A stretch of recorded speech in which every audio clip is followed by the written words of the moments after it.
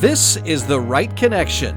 This podcast is designed to help you choose the right words and stories in your business content to create authentic connections with prospects, clients, partners, and colleagues. Now the host of The Right Connection, Catherine Burrows. Thanks, Carl. Today I'm talking with Jamie Madigan, Certified Financial Planner. Jamie works with successful professionals, entrepreneurs, and business owners to help them protect what matters most to them: their family, business, health, and wealth. Jamie demystifies the financial planning experience and helps us to see why it's so important to think about these things now, have these difficult conversations, and all the many benefits we can have from feeling organized in our financial life. Have a listen. Hi, Jamie. Welcome to The Right Connection. Thanks for being here today. Thanks for having me, Catherine. Glad to be here. So you're a certified financial planner, and you have a really interesting story, the journey of how you got to that point. Take us back to your childhood. What was it like? How was money discussed in your home growing up? As far back as I can remember, we all started working at a young age. My brother and I both had paper routes. We worked for the Toronto Star and then the Toronto Sun. And eventually, we also got to the point where we could earn a weekly allowance just by doing chores around the house. And obviously, the more we did to contribute, the more potential there was to earn. So I always tried to max out that weekly allowance, get as much as I could, and also saved and tucked away all the money that I earned from my paper routes. And then I guess the first real job that I can remember having beyond that was at Scarborough Bingo Emporium. And it ended up that my brother, sister, and I all worked there at the snack bar. And the good thing about my dad is the first chance that we were able to, he had us filing a tax return so that we could get some RSP contribution room. And that first year that we had the RSP contribution room, he took us to the bank, we opened up an RSP account and started putting money away. And we didn't necessarily know what we were doing or why, but the point is we got started at a young age. Yeah, not too many teens are thinking about planning for retirement. No, exactly. We're typically thinking about what's the next toy or video game or electronic device that we can buy. Yeah, or going out with friends on the weekend, that kind of thing. Exactly. So yeah, definitely kudos to your dad for bringing those lessons in early. Yeah, and I can't thank him enough for that. And he was fortunate enough that when he started his first job at IBM, his first manager said, "Hey, Mike, you've got to start investing, put some money away, save for retirement. It's an account called an RSP, Retirement Savings Plan." And my dad, I think he opened his at 19 and started putting away money every paycheck, which is awesome that he also got that advice to set up regular contributions. And over time, like, he was able to save up and build himself a good little investment portfolio on top of the pension that he was already entitled to. So he was fortunate enough that back in those days, a lot of companies still offered a pension, and he didn't have to contribute anything to that. So he had his pension building up, but also was building up his own investment portfolio. So as you were growing up through the teenage years and thinking about career choices, how did all this financial advice from your dad impact that? It's funny. Financial planner was never on my radar, never something I had considered. I started off, the first real job I had, a corporate job, was at IBM following in my dad's footsteps. I started there in the summer, I think it was second year university. So did a couple summer internships there, then started full-time right out of the gate after university in 99. The relationships that my dad had taught me, or by getting started early, I kept that going. And then obviously as my income grew, my RSP contribution room grew. And as I made more money, I saved more money. And that enabled me to save up a good down payment for this lovely condo that I'm living in now. And I've been here 17 years now. And it's funny, I look back at what I bought and paid for back then. I thought it was really expensive. And some of my cousins were pushing me to go 2-bedroom and get a roommate, rent that out, better resale value. Of course, I kick myself now that I didn't do that. But from a budgeting standpoint, and my first time moving out, I wanted to be conservative, go with something I knew I could afford, that I only had to depend on myself from an income perspective. So yeah, it's been great in the sense that by my dad getting us started early, my brother, sister, and I all got through university or college debt free, and we're all able to save up good down payments between just our savings and withdrawing from our RSP with the first time homebuyers plan to make a good down payment on our first places. So we can't thank him enough for that advice, even though I always joke, back in the day, my dad thought diversity or diversification was giving a bit of money to every single bank. So as I stumbled into financial planning and learned that this was something I was really passionate about, and somewhere where I can make a difference, because it's not taught anywhere and most Canadians don't have a clue what to do, because it's just not something that they're really interested in, or they don't know where to go for advice, or they hear all kinds of different advice from different people with different resources.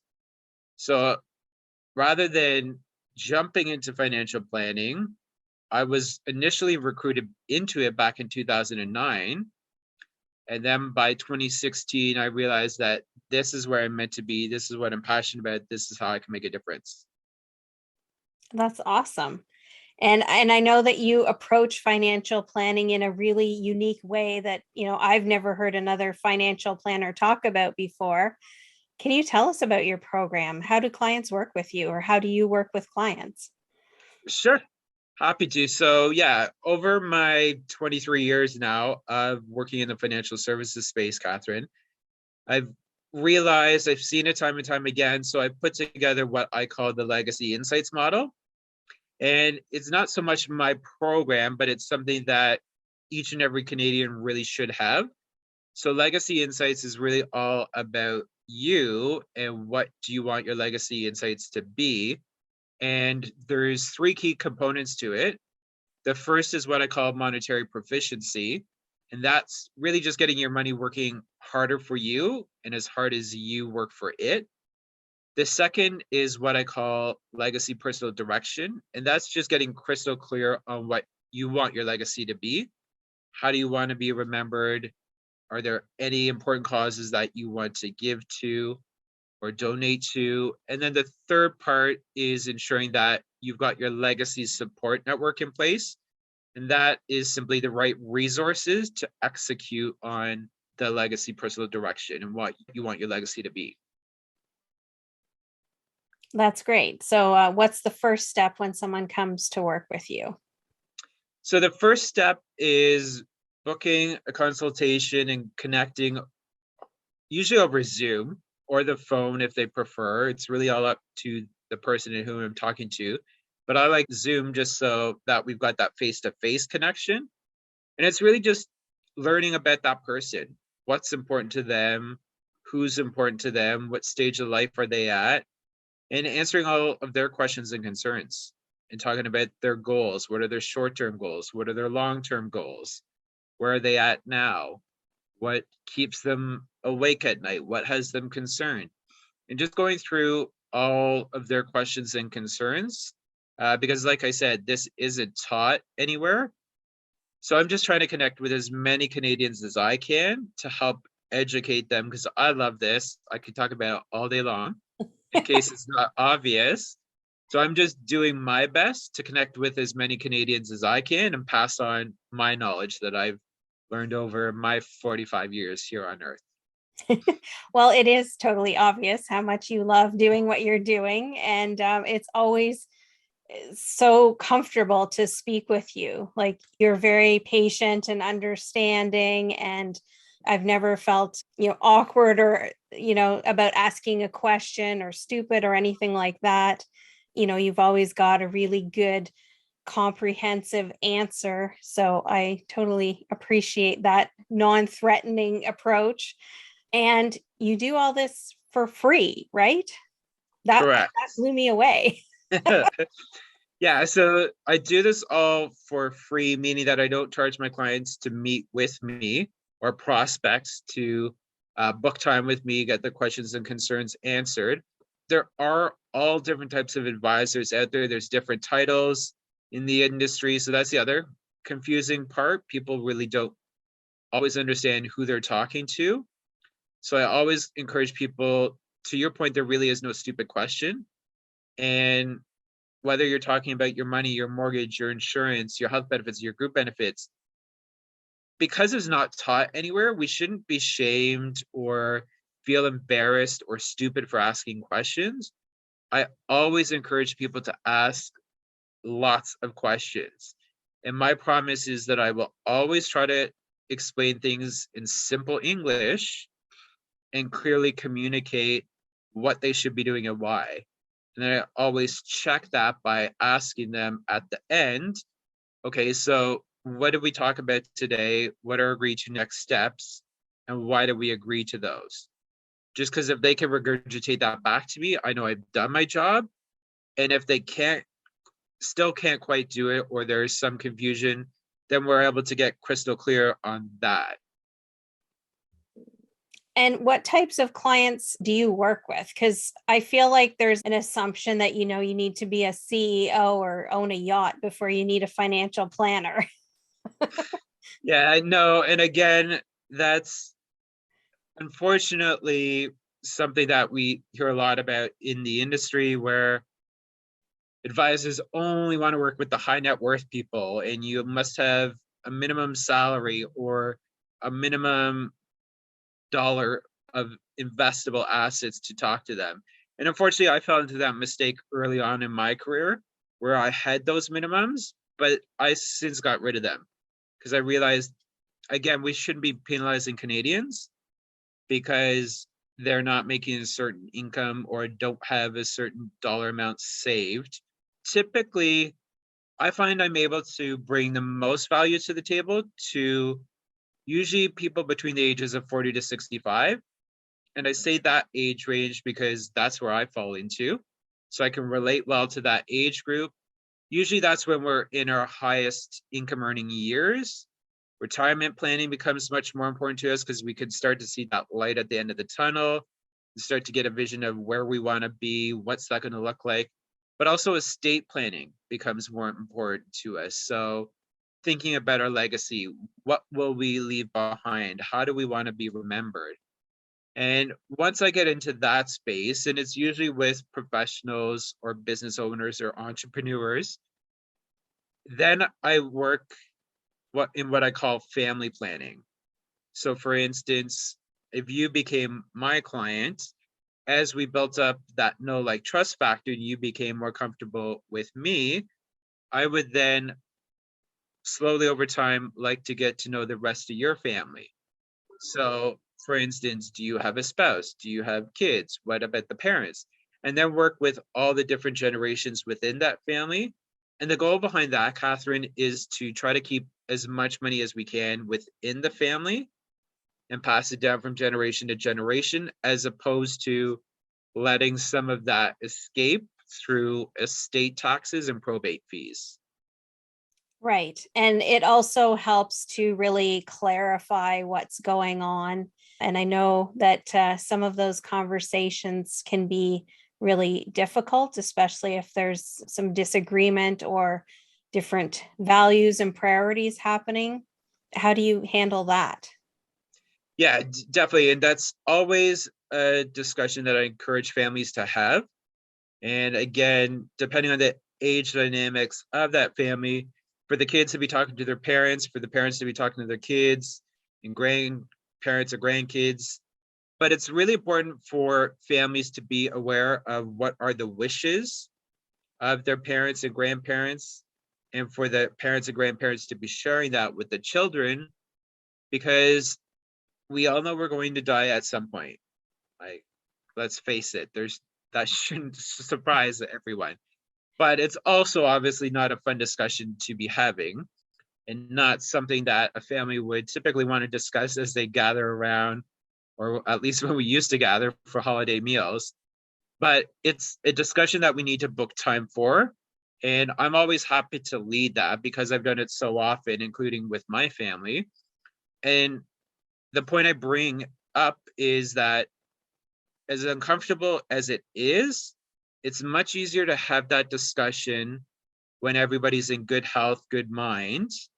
And yeah, likely we're not all going to agree initially, and maybe some people will be shocked by some of the wishes, but by getting those all out on the table, it become known, and we can then respect them and also work through any indifferences that there may be, or talk more openly about them. Because ultimately, when that time comes that somebody does pass on, it's a very hard time. I just went through it myself back in December when my dad passed. But again, because we had these discussions, done all the planning, my family was able to just focus on the grieving and mourning process. Like, he went above and beyond, had everything planned and paid for. His plot way back when, the tombstone, he chose to be cremated, so even that was prepaid for. The will had been updated back in 2017, and we had openly talked about what his wishes were. So we knew that, and we could then honor those wishes, and we weren't scrambling around after he passed away wondering, okay, what did dad want? Did he want open casket, cremation? Does he have life insurance? Does he have investments? Where are those? He was very organized, had his file system. We all know where that is. So it's been a pretty smooth process working through his estate. Fortunately / unfortunately, his health has deteriorated over the last few years. So we had lots of opportunities to have those discussions, and also we're given a heads up that his death is getting closer. Whereas on the flip side, I've also seen people just go unannounced, unexpected, and that catches families off guard even more, especially when those conversations haven't been had, because now you've suddenly lost someone, and there's likely things that weren't said or left unsaid. Plus, you have no clue what their wishes are or where any of their things are. And it's horrible to see families go through that and just what it does to the different levels of the family. Yeah, I think it's great that you're doing so much to, I think, break the stigma around those conversations and really encourage people to think of them as normal, as commonplace, as, they don't have to be threatening. They don't have to be full of drama and conflict. Like, let's just sit down and have a discussion, and people can express their opinion, but they can do it in a respectful way. Yeah, exactly. And especially when we know it's all going to happen to all of us someday. Like, if you know something's going to happen, plan for it. But then on the flip side of that, part of the planning is also planning for all those unknown things too, that we don't know whether or not they will happen. So you have a lot of different types of services that you can provide. Investments. Do you want to list all those out? Sure. So I look at financial planning. People hear certified financial planner. That means different things to different people. Quite often people think, oh, you do investments or you do insurance. And I always say, well, that's part of what I do, but I do what I call holistic financial planning. And that's really anything and everything to do with money or financial matters.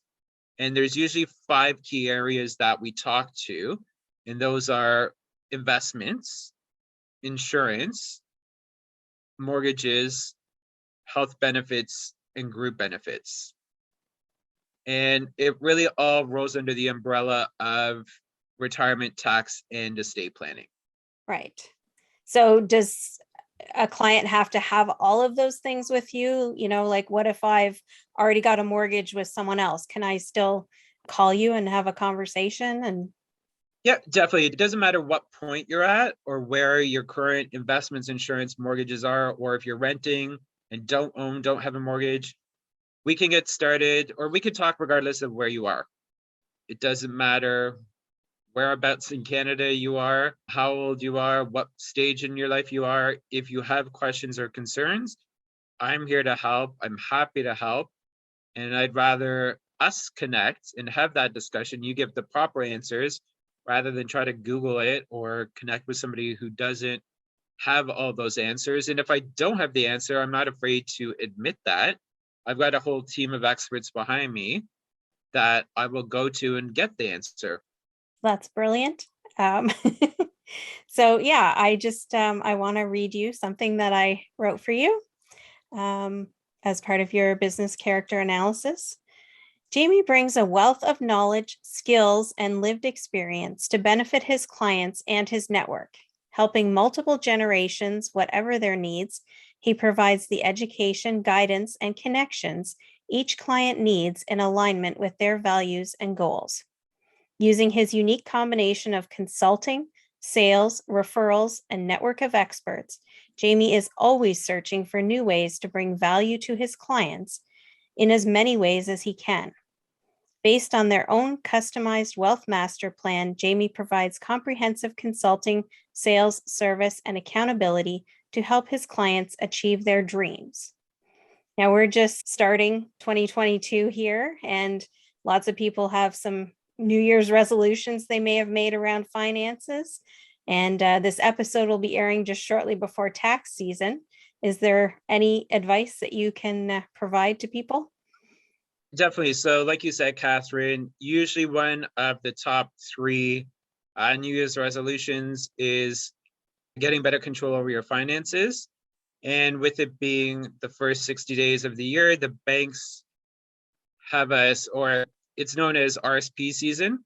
The banks have us programmed to think of the first 60 days as when we should be looking at our RSPs, contributing to our RSPs. I always tell my clients, no, retirement is something that we plan for every day of the year. But the unique thing right now is, to your point, with it being a new calendar year, we've got new contribution room in our TFSA. So another $6,000 of contribution room, which brings the lifetime contribution to $81,500 for anybody 18 years of older. That's a great account to take advantage of. Money goes in tax-free, grows tax-free, and comes out tax-free. You've got access to it whenever you want it. It's the best account that Canadians don't understand and aren't probably utilizing. And given that we now should know how much income we earned in 2021, it's also a good opportunity to see where does that put us from a tax bracket perspective. And we've got the first 60 days of this year to contribute to our RSP, and it can count either towards 2021 tax return or 2022. So it's a good opportunity to see how much RSP contribution room do you have first off. And then if we do a top-up contribution or a lump sum, or maybe a first time if you're not contributing regularly, does that get you into a lower tax bracket? Or what would it take to get you into a lower tax bracket? And that's also a reason why a lot of the financial institutions will offer RSP loans or investment loans right now, because they realize people likely have a lot of RSP contribution room, but not a lot of money sitting in a savings account to fully max that out.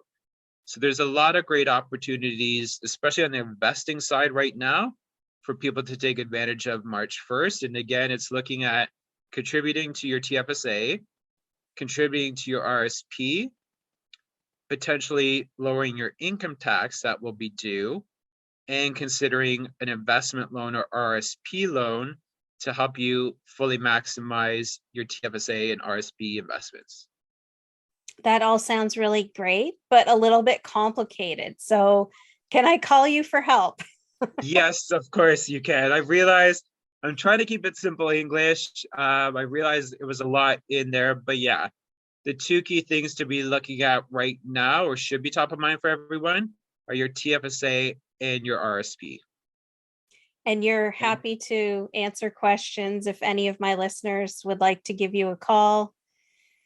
Yes, definitely. For all of your listeners, if you have questions or concerns, or if any of what we've talked about today is somewhat confusing, please feel free to reach out. Like I said, I'm trying to connect with as many people as I can to really put this into simple English so that you clearly understand what you should be doing and why, and how that's going to help you to achieve your goals. Okay, well, I'll definitely put the link to book a free call in the show notes. Thanks so much, Jamie, for all the wisdom and insight that you've shared today. And thanks for being a guest on The Right Connection. Thanks for having me, Catherine. I really appreciate it. Thanks for listening to The Right Connection. What did you think of the show today? Give us a rating and leave us a comment. If you have a question for Catherine, reach out to her by sending her an email, therightconnection@catherineburrowscreative.com, or visit her website, catherineburrowscreative.com. And don't forget to follow Catherine on social media. Thanks again for listening to The Right Connection.